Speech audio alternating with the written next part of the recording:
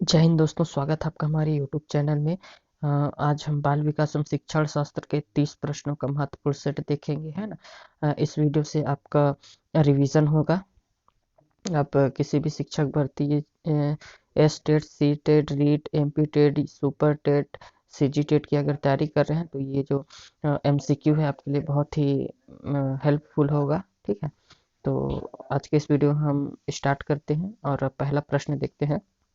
Dyslexia संबंधित है। Dyslexia किससे संबंधित है? डिस्लेक्सिया एक प्रकार का विकार होता है ना। ऑप्शन देख लेते हैं। पढ़ने की अक्षमता है, लिखने की अक्षमता है, अंकित अक्षमता से है, तार्किक क्षमता से। तो इसका जो राइट आंसर हो जाएगा ए नंबर, पढ़ने की अक्षमता है। ठीक है, दूसरा देख लेते हैं। दूसरा प्रश्न है, बच्चों को सीखने हेतु अभिप्रेरित करने के लिए शिक्षक को बढ़ावा देना चाहिए, है ना। बच्चे को सीखने हेतु अभिप्रेरित करने के लिए एक शिक्षक के नाते हमें क्या करना चाहिए, क्या बढ़ावा देना चाहिए? ठीक है ना। तो पहला ऑप्शन देख लेते हैं। प्रतिस्पर्धा कक्षा में प्रथम आने वाले बच्चों को पुरस्कृत करके, सीखने हेतु उचित स्थिति का वातावरण सृजन करके, या कक्षा में प्रतिभाशाली बच्चों की प्रशंसा करके। ठीक है ना। तो इसका जो राइट आंसर हो जाएगा, सीखने हेतु उचित स्थिति और वातावरण देना, है ना। बच्चों को सीखने के लिए अभिप्रेरित करना है तो शिक्षक को क्या करना चाहिए? सीखने हेतु उचित स्थिति और बच्चे के अनुरूप वातावरण देना होगा, है ना। तो इसका जो राइट आंसर हो जाएगा सी नंबर हो जाएगा। ठीक है, अगला प्रश्न देखते हैं। निम्न में से कौन सा अच्छे अनुशासन के लिए मुख्य तत्व है ना। तो कुशल मुख्याध्यापक, दूसरा है स्कूल का स्वस्थ वातावरण, तीसरा आदर्श अध्यापक, चौथा है पुरस्कार और दंड। ठीक है, तो तीसरे नंबर का जो राइट आंसर हो जाएगा देख लेते हैं। ए में क्या हो जाएगा?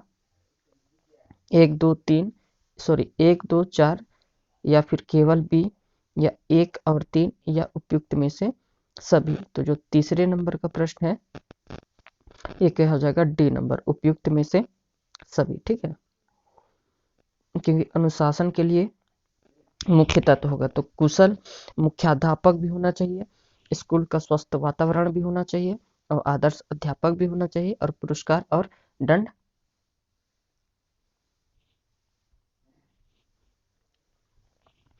पुरस्कार और दंड दोनों होना चाहिए। तो इसका जो राइट आंसर हो जाएगा साथियों, उपयुक्त में से सभी हो जाएगा। ठीक है, चौथा नंबर का प्रश्न है, एक आदर्श अध्यापक में पाया जाने वाला गुण है। जो एक आदर्श अध्यापक है उसमें क्या गुण होना चाहिए, है ना। लोकतंत्रात्मक दृष्टिकोण होना चाहिए, विषय वस्तु पर अधिगम होना चाहिए, बाल मनोविज्ञान का ज्ञान होना चाहिए, या उपयुक्त में से सभी होना चाहिए। ठीक है, तो जो इसका आदर्श एक अध्यापक होगा उसमें जो गुण होगा क्या क्या होना चाहिए? तो उसमें लोकतंत्रात्मक दृष्टिकोण भी होना चाहिए, विषय वस्तु पर अधिकार भी होना चाहिए, है ना, और बाल मनोविज्ञान का ज्ञान भी होना चाहिए। तो जो राइट आंसर हो जाएगा हमारा ये डी नंबर हो जाएगा। ठीक है, चौथे का क्या हो जाएगा? D number right answer. अगला देख लेते हैं। पांचवें नंबर का प्रश्न है, पिछड़ा बालक वह है जो अपने पाठशाली जीवन के मध्य 10 से 11 वर्ष में अपनी आयु के अनुरूप सामान्य कक्षा से नीचे की कक्षा का कार्य ना कर सके। यह कथन किसका है? तो सीरियल बर्ड का है, टर्मन का है, टेलर का है, या मार्टिस का है। ठीक है, तो जो पांचवा नंबर का प्रश्न है इसका जो राइट आंसर हो जाएगा क्या हो जाएगा? Serial bird. ठीक है, नेक्स्ट देखते हैं। छठवां नंबर का, आपकी कक्षा में एक बच्चा रोज आपको परेशान करने के लिए अप्रासंगिक प्रश्न पूछता है, तो आप क्या करेंगे, है ना। एक कक्षा है उसमें जो बालक है वो अप्रासंगिक प्रश्न पूछता है, तो आप उसके लिए क्या करेंगे, है ना। प्रधानाचार्य से शिकायत करेंगे, या उसे डांटेंगे, है ना। तीसरा है उससे बातचीत करेंगे, और चौथा है उसके माता पिता से शिकायत करेंगे। ठीक है, छठा का जो राइट आंसर हो जाएगा इसका जो राइट आंसर होगा उससे बातचीत करेंगे। ठीक है, बच्चे से बातचीत करेंगे। देख लेते हैं इसमें। दो लाइन, कक्षा में एक बच्चा रोज शिक्षक को परेशान करने के लिए अप्रासंगिक प्रश्न पूछता है, तो शिक्षक को उससे बातचीत करके, है ना, उसकी जो समस्या है उसका क्या करना चाहिए, समाधान करना चाहिए। ठीक है। अगला प्रश्न है, जीन पियाजे की कौन सी अवस्था का संबंध अमूर्त एवं तार्किक चिंतन से है ना। तो जो जीन पियाजे हैं, तो जो उनकी चार अवस्थाएं हैं ना, जीन पियाजे की चार अवस्थाएं हैं, तो उसमें से अमूर्त एवं तार्किक चिंतन किससे संबंधित है, ये बताना है। तो पहला देख लेते हैं, संवेगी गामक अवस्था, संक्रियात्मक अवस्था, अमूर्त संक्रियात्मक अवस्था, या फिर मूर्त संक्रियात्मक अवस्था। तो इसका जो राइट आंसर हो जाएगा, इसका राइट आंसर होगा सी नंबर, क्योंकि इसमें अमूर्त चिंतन, अमूर्त एवं तार्किक चिंतन बोला है ना, तो ये अमूर्त संक्रियात्मक अवस्था होगा। ठीक है, इसका सातवां का सी नंबर राइट आंसर हो जाएगा। दो लाइन देख लेते हैं इसके बारे में। स्विट्जरलैंड के मनोवैज्ञानिक जीन पियाजे ने बालक के संज्ञानात्मक विकास के चार भागों में बांटा है ना। तो इसमें क्या है, अंतिम, जिसमें अंतिम अवस्था अमूर्त संक्रियात्मक अवस्था है। इस अवस्था में बालक क्या करता है, अमूर्त एवं तार्किक चिंतन के रूप में सोचने लगता है। ठीक है। अगला प्रश्न है प्रश्न 8, एनसीएफ 2005 की संस्तुतियों के अनुसार कक्षा 1 एवं कक्षा 2 के विद्यार्थियों के लिए मूल्यांकन का तरीका होना चाहिए, है ना। जो एनसीएफ 2005 है, इसके अनुसार कक्षा 1 और कक्षा 2 में के विद्यार्थियों के लिए मूल्यांकन का क्या तरीका होना चाहिए, ये प्रश्न कह रहा है ना। तो प्रश्न ऑप्शन देख लेते हैं। लिखित परीक्षण के आधार पर करना चाहिए, दूसरा है मौखिक परीक्षण के आधार पर करना चाहिए, तीसरा लिखित एवं मौखिक परीक्षण के आधार पर, या चौथा है प्रेक्षण के आधार पर। ठीक है। तो इसका जो आठवां का राइट आंसर हो जाएगा, इसका राइट आंसर होगा प्रेक्षण के आधार पर करना चाहिए ना। अब पहली का और दूसरी का कक्षा है, तो उसमें लिखित परीक्षण नहीं कर सकते, मौखिक परीक्षण भी नहीं कर सकती, क्योंकि लिखित और मौखिक क्या है, ऊंचे कक्षा के लिए है। और तीसरे नंबर पे क्या दिया है, लिखित और मौखिक परीक्षण, ये और ऊंचे लेवल का है ना, ऊंचे तीनों, ये जो तीनों ऑप्शन है ये ऊंची कक्षा के लिए बना है ना। तो हमारा जिसमें राइट आंसर हो जाएगा, क्या हो जाएगा, प्रेक्षण के आधार पर करना है ना। चौथा देख लेते हैं, संस्कृति पर शिक्षा का क्या प्रभाव पड़ता है, संस्कृति पर शिक्षा का क्या प्रभाव पड़ता है, इसको देखते हैं। ऑप्शन एक में दिया है, संस्कृति संस्कृति की निरंतरता को बनाए रखना, संस्कृति के हस्ताक्षरण में सहायता करना, तीसरा है संस्कृति का परिष्करण करना, या फिर उपयुक्त में से सभी। तो इसका जो राइट आंसर हो जाएगा साथियों, उपयुक्त में से सभी होगा, है ना। 10वां नंबर का प्रश्न है, कोमल शिल्प उपागमन संबंधित है, किससे संबंधित है देख लेते हैं। रेडियो से संबंधित है, दूरदर्शन से संबंधित है, कंप्यूटर से संबंधित है, या मनोविज्ञान सिद्धांतों के अनुरूप से संबंधित है। तो जो 10वां नंबर का प्रश्न है, इसका जो राइट आंसर होगा साथियों, ये डी नंबर होगा, है ना, मनोवैज्ञानिक सिद्धांतों के अनुरूप से है। ठीक है। अगला प्रश्न देखते हैं 11वें नंबर का, एक शिक्षिका का भावनात्मक बुद्धि लब्धि, है ना, ऊंचा है, इसका तात्पर्य क्या है।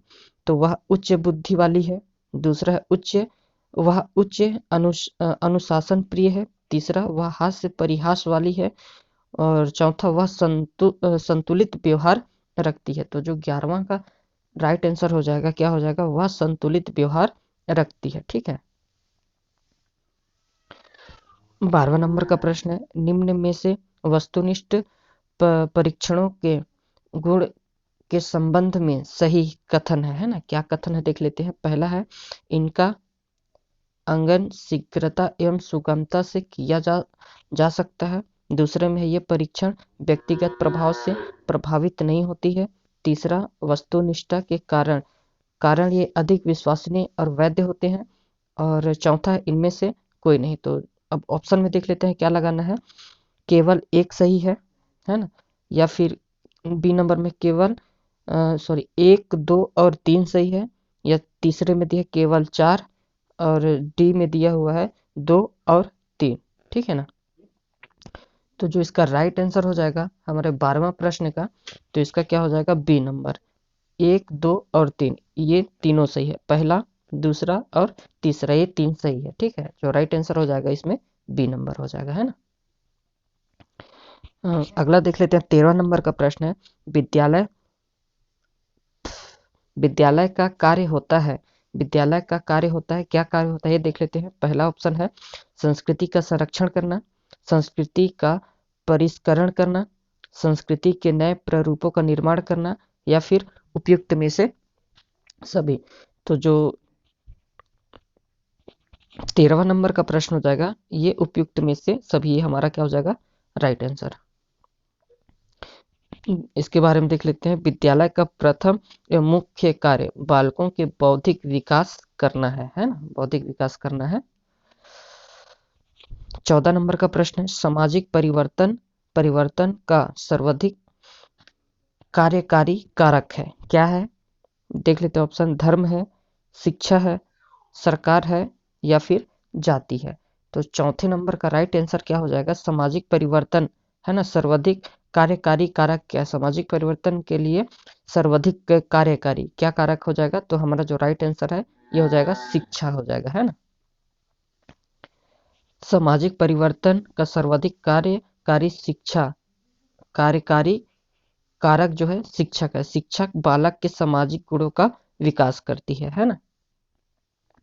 अगला देखते हैं, राष्ट्रीय दृष्टि बाधित संस्थान है ना, NIVH स्थित है, कहाँ स्थित है, शिमला में है, कोलकाता में स्थित है, देहरादून में स्थित है, या फिर दिल्ली में स्थित है। तो इसका जो राइट आंसर हो जाएगा साथियों ये हो जाएगा देहरादून में स्थित है, ठीक है। राइट आंसर क्या होगा, देहरादून। राष्ट्रीय राष्ट्रीय दृष्टि बाधित संस्था, यह संस्था विकलांग व्यक्तियों के अधिकारिता विभाग, सामाजिक न्याय और अधिकारिता मंत्रालय, भारत सरकार के प्रशासनिक नियंत्रण का कार्य करता है ना। इसमें देख लेते हैं 16वां नंबर का प्रश्न है, शिक्षा की प्रक्रिया के अंग होते हैं, क्या होते हैं, शिक्षक होता है, दूसरे में विद्यार्थी शिक्षार्थी होता है, तीसरे में पाठ्यक्रम होता है, और चौथे में सभी, है ना, इनमें से सभी। तो जो 16वां नंबर का राइट आंसर हो जाएगा इनमें से सभी हो जाएगा, ये जो है सही हो जाएगा, है ना।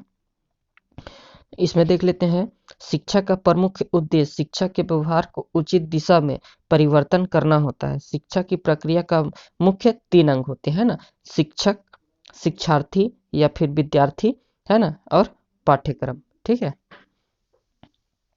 17 नंबर का प्रश्न देखते हैं, प्रभावी एवं स्थायी शिक्षा ग्रहण करने के लिए विद्यार्थी के पास होना चाहिए। तो प्रभावी और स्थायी शिक्षा ग्रहण करने के लिए विद्यार्थी के पास क्या होना चाहिए, देख लेते हैं। ऑप्शन में पहला नंबर है केवल शिक्षा प्राप्त करने के अवसर, केवल, है ना, जो केवल दिया तो ये तो कभी नहीं होगा, है ना, नेगेटिव वर्ड है केवल, तो ये नहीं होगा।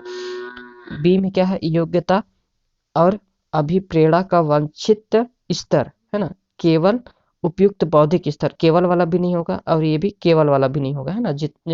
तो ये जो केवल केवल है, एक इसमें केवल मिल गया, इसमें भी केवल मिल गया, और इसमें भी केवल मिल गया। जो अगर केवल अगर किसी क्या बोलते हैं पेडालॉजी में अगर केवल आ गया तो वो ऑप्शन जो है 90% के केस में नहीं होता है ना। तो इसका जो राइट आंसर हो जाएगा, राइट आंसर क्या हो जाएगा इसका, बी नंबर, है ना, योग्यता और अभिप्रेरणा का वांछित स्तर, इसका राइट आंसर हो जाएगा, है ना।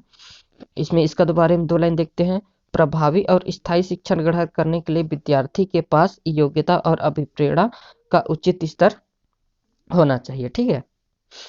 अब इसमें देख लेते हैं, ये सब कूट टाइप से प्रश्न है ना, ये आजकल बहुत पूछा जाता है, ट्रेंडिंग में है ये, है ना, पूछा ही पूछा जाता है, कूट में तो पूछा ही पूछा जाएगा, ठीक है। सूची इसमें मिलान करना है कि इसमें से कौन सा सूची किसका है ना। तो रिपब्लिक है इधर, है ना, पहले नंबर में रिपब्लिक, और दूसरी में है John Dewey, Emile and education और Dayanand Saraswati, the school and society, Plato, और इधर है संध्या विधि और रूसो। इसमें देखना है कि जो हमारा ऑप्शन दिया है इसमें क्या क्या है ना, राइट आंसर किसका है। ए में दिया है 3 1 4 3 4 1 2, ठीक है। बी में दिया है 4 3 1 2, सी में दिया है 2 1 4 3, और डी में दिया है 1 2 3 4। तो इसमें मिलान करना है, 18वां नंबर का जो हमारा सही आंसर हो जाएगा, क्या हो जाएगा, सही आंसर होगा ए नंबर, है ना। मतलब ए का 3 नंबर होगा। रिपब्लिक किसने कहा है? तो ये है प्लेटो का, है ना। और जो बी है, बी क्या है? एमिल एंड एजुकेशन किसका है? तो ये रूसो का है ना। डी स्कूल एंड सोसाइटी किसका है? तो जॉन डेवी का, है ना। और संध्या विधि किसका है? तो दयानंद सरस्वती का है, ठीक है। अगला देख लेते हैं, खेल खेल शिक्षण विधि के प्रतिपादक कौन है ना। खेल शिक्षण विधि के प्रतिपादक कौन है? ऑप्शन में है सुकरात है, कि फ्रोबेल है, किलपैट्रिक है, या फिर अरस्तु है। तो जो 19 नंबर का हमारा आंसर होगा, ये कौन है? खेल विधि के संस्थापक कौन है? तो फ्रोबेल है। इसका राइट आंसर क्या हो जाएगा? फ्रोबेल, ठीक है। 20वां नंबर का प्रश्न है, सीरियल बर्ड के अनुसार पिछड़े बालकों की बुद्धि लब्धि होती है। बुद्धि लब्धि पूछा है ना, पिछड़े बालकों का। तो पहले नंबर पे 120 से अधिक, 85 से कम, 120 से कम, या उपयुक्त में से कोई नहीं। तो 20वां नंबर का जो राइट आंसर है, इसका क्या हो जाएगा? इसका राइट आंसर क्या हो जाएगा? 85 से कम बुद्धि लब्धि आईक्यू के बालक क्या होते हैं? पिछड़े बालक होते हैं, है ना। अगला प्रश्न देखते हैं, 21वें नंबर का प्रश्न है, प्रायः लड़कियां गणित में कमजोर होती हैं, यह किसकी धारणा है ना।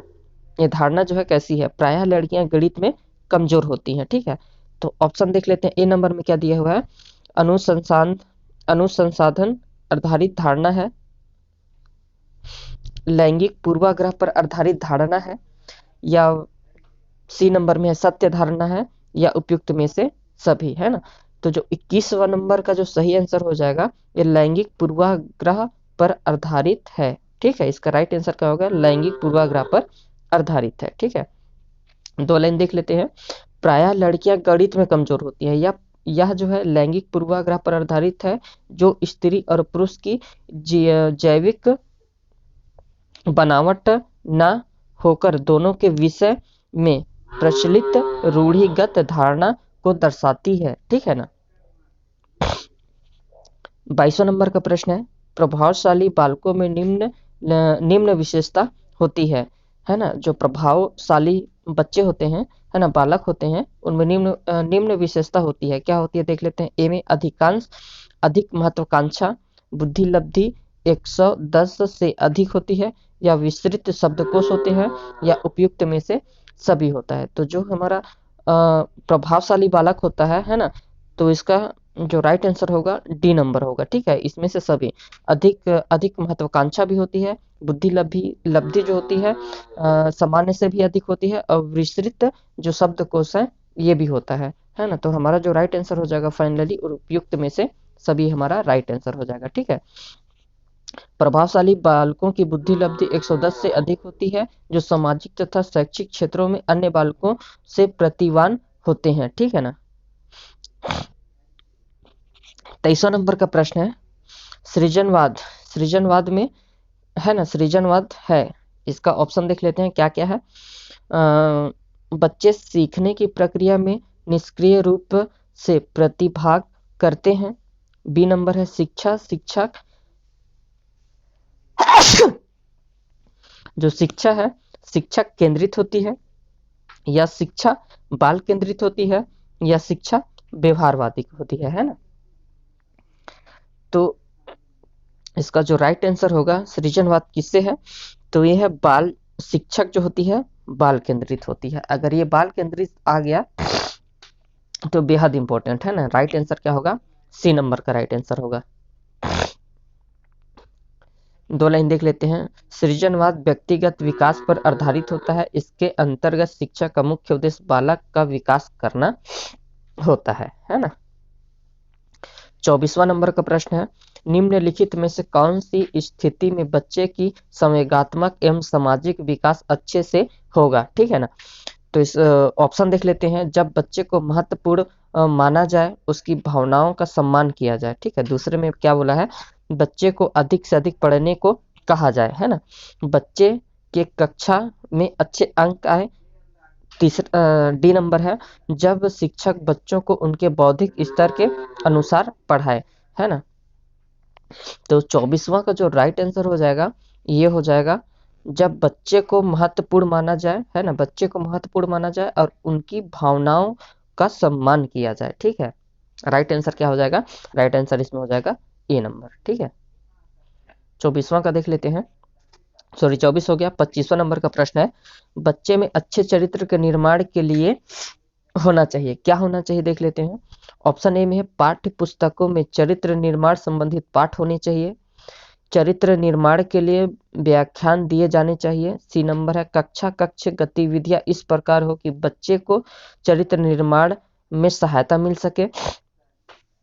चौथा है महापुरुषों की जीवनी बच्चों को पढ़ाई जानी चाहिए। तो जो 25वां का राइट आंसर हो जाएगा, क्या हो जाएगा? कक्षा कक्ष में गतिविधि के माध्यम से, है ना, बच्चे को चरित्र निर्माण में सहायता मिल सके, इसका जो है राइट आंसर हो जाएगा, है ना, सी नंबर। 26वां नंबर का प्रश्न देखते हैं, भारत के शैक्षिक इतिहास में किसने प्राथमिक शिक्षा का मौलिक अधिकार संबंधित बिल धारा सभा इंपीरियल काउंसिल में प्रस्तुत किया था, है ना। तो इसका जो देख लेते हैं किसने किया था, कपिल सिब्बल ने, जवाहरलाल नेहरू ने, गोपाल कृष्ण गोखले ने या अब्दुल कलाम ने।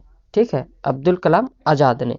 तो इसका जो राइट आंसर हो जाएगा 26 का सी नंबर होगा, है ना, गोपाल कृष्ण गोखले ने किया था। ठीक है, दो लाइन देखते हैं। गोपाल कृष्ण गोखले ने मार्च 1910 में प्राथमिक शिक्षा के लिए मौलिक अधिकार से संबंधित बिल को प्रस्तुत किया था। इंपॉर्टेंट है ना, याद रखिएगा इसको। 27वां नंबर का प्रश्न है, मूल्यांकन से अभिप्राय है। मूल्यांकन से क्या अभिप्राय है देख लेते हैं। ए नंबर में छात्रों की आवश्यकताओं का पता लगाना, छात्रों की बुद्धि का पता लगाना। तीसरा है छात्रों के अधिगम की सफलता व असफलता का अवगत कराना, है ना। और डी नंबर में स्वास्थ्य का परीक्षण करना। ठीक है, तो इसका जो राइट आंसर हो जाएगा सी नंबर हो जाएगा, है ना, सी नंबर, छात्रों के अधिगम की सफलता व असफलता का अध्ययन करना। ठीक है, ये हमारा राइट आंसर हो जाएगा। दो लाइन देखते हैं। मूल्यांकन एक निरंतर चलने की प्रक्रिया है जो शिक्षा प्रणाली का अभिन्न अंग है ना। छात्रों के अधिगम की सफलता व असफलता का अध्ययन करने में मूल्यांकन की महत्वपूर्ण भूमिका होती है। ठीक है, 28वां नंबर का प्रश्न है, बेसिक शिक्षा हेतु महात्मा गांधी ने किस पाठ्यक्रम पर बल दिया है। महात्मा गांधी ने किस पर बल दिया है बेसिक शिक्षा को लेकर के, है ना। तो पहला ऑप्शन है नृत्य कला केंद्रित, हस्तकला केंद्रित, पुस्तकला केंद्रित या संगीत कला केंद्रित। तो जो 28वां का जो राइट आंसर हो जाएगा, क्या हो जाएगा हमारा, हस्तकला केंद्रित। ठीक, हस्तकला केंद्रित इसका राइट आंसर हो जाएगा, है ना। गांधी जी का मत था कि बालक की शिक्षा उपयोगी हस्तकला उत्पादन करने की योग्य होना चाहिए। ठीक है, 29वां नंबर का प्रश्न है, छात्रों को ठीक शाबाश बहुत अच्छा कहना, है ना, ठीक या शाबाशी देना, बहुत अच्छा कहना, है ना, क्या होता है देख लेते हैं। पहले नंबर पे दिया शाब्दिक पुनर्बलन है, या फिर अशाब्दिक पुनर्बलन देना होता है, या सकारात्मक शाब्दिक पुनर्बलन देना होता है, या फिर नकारात्मक शाब्दिक पुनर्बलन देना होता है। ठीक है, तो इसका जो राइट आंसर हो जाएगा सकारात्मक शाब्दिक पुनर्बलन, है ना। इसका छात्रों को ठीक या बहुत अच्छा शाबाशी देना, इसका क्या हो जाएगा, सकारात्मक शाब्दिक पुनर्बलन देना होगा। ठीक है, इसमें देख लेते हैं दो लाइन। पुनर्बलन से तात्पर्य उस उद्दीपन से है जो अनुक्रिया की व्यक्तिगत संभावना को बढ़ते हैं, है ना, बढ़ाते हैं। पुनर्बलन छात्रों को ठीक शाबाश या अच्छा कहना सकारात्मक शाब्दिक पुनर्बलन का ही उदाहरण है ना। आज का हमारे इस वीडियो का लास्ट प्रश्न है ना, 30 प्रश्नों का डेली हम एमसीक्यू करेंगे अभी। ठीक है ना, अगर यह वीडियो आपको थोड़ा सा भी हेल्पफुल लगे दोस्तों, तो वीडियो को लाइक करिएगा और अपने दोस्तों के साथ इस वीडियो को ज़्यादा से ज़्यादा शेयर करिएगा। ठीक है ना। आज का लास्ट प्रश्न है, 30वां प्रश्न देख लेते हैं। निम्न में से कौन सा श्रव्य दृश्य सामग्री का उद्देश्य है ना। तो पहला देख लेते हैं, शिक्षण की प्रभावशाली बनाना, शिक्षण को प्रभावशाली बनाना। दूसरे में छात्रों में सृजनकर्ता का उत्पन्न करना। या फिर तीसरा है छात्रों को क्रियाशील बनाना, चौथे में विषय वस्तु में अरुचि उत्पन्न करना। ठीक है, तो इसका जो राइट आंसर हो जाएगा 30वां का, तो क्या है, द्रव्य शिक्षण श्रव्य और दृश्य सामग्री का उद्देश्य क्या होता है ना, जो शिक्षण विधियां होती हैं, सॉरी दृश्य और श्रव्य और दृश्य सामग्रियां होती हैं, ये शिक्षण को प्रभावशाली बनाती हैं। ठीक है, इसका जो राइट आंसर होगा दोस्तों ये क्या हो जाएगा, शिक्षण को प्रभावशाली बनाती हैं। ठीक है, आज के इस वीडियो में इतना ही दोस्तों। अगर यह वीडियो आपको अच्छा लगे, थोड़ा सा भी हेल्पफुल लगे, तो चैनल को सब्सक्राइब करिएगा और वीडियो को ज़्यादा से ज़्यादा अपने दोस्तों के पास शेयर करिएगा। आज के लिए इतना ही, धन्यवाद।